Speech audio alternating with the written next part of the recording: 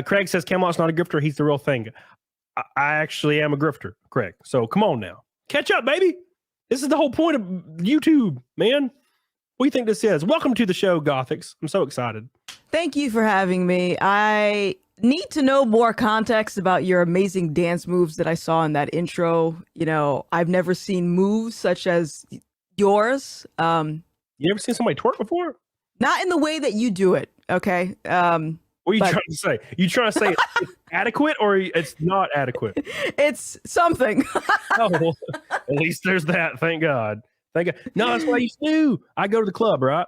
Because, you know, I was a single man, you know, I just go in the club in my 20s, fresh face before the beard times, before 4 times. And I would just, you know, there's all these guys there because, you know, I'm in Alabama, right? So all these guys have their flannel on and their trucker hats and they're all sipping their natty lights and shit at the bar. And I got my Jack and Coke and I'm in like my Fallout shirt and I'm just twerking. And the girls are all hanging out with me. That's good. Every time. That's good. The dudes are over there with a dip in and they're all pissed at me. And I was like, dude, I'm not afraid to be myself. All right. I just want to shake my ass. All right. I'm like a white girl, right? It's like, all I want to do is I just want to shake my ass. I don't want to be in a relationship anymore. Live your life. All right. I don't need anybody right now until I'm in my 30s. And then I am scared because the biological tick be ticking, son. Yeah. And then I make a TikTok about it crying. Oh my God. Yeah. Did you see that article?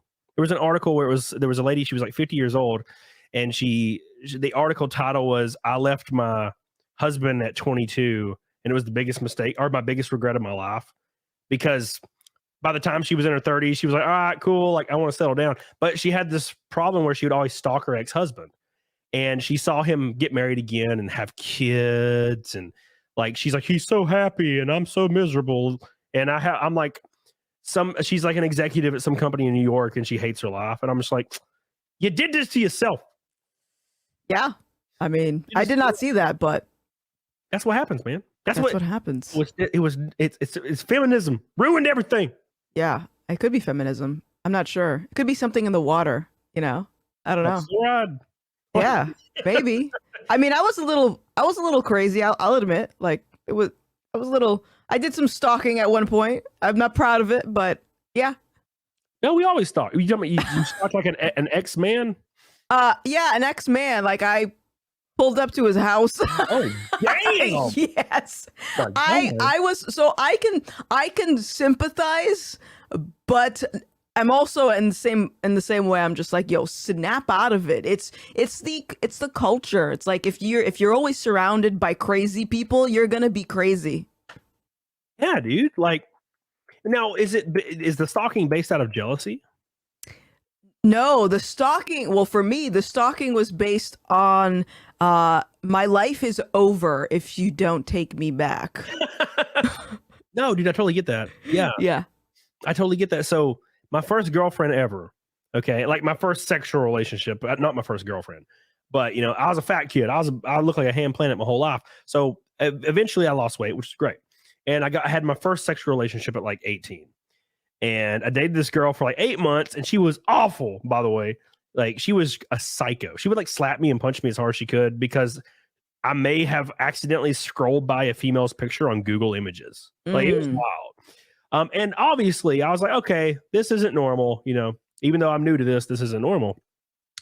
So I broke up with her. But like a few weeks after I broke up with her, I was like miserable. And I was like, I wish I could be with her again for some reason. I don't know why.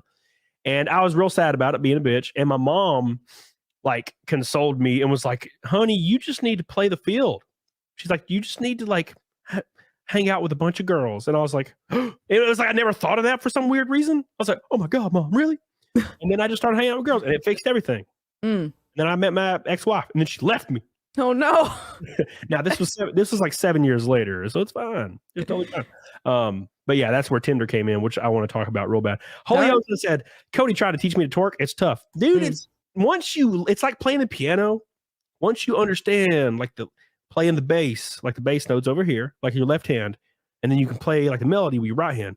Once you separate those two in your brain, you split it in half, you're like, oh shit, this is way easier than I thought.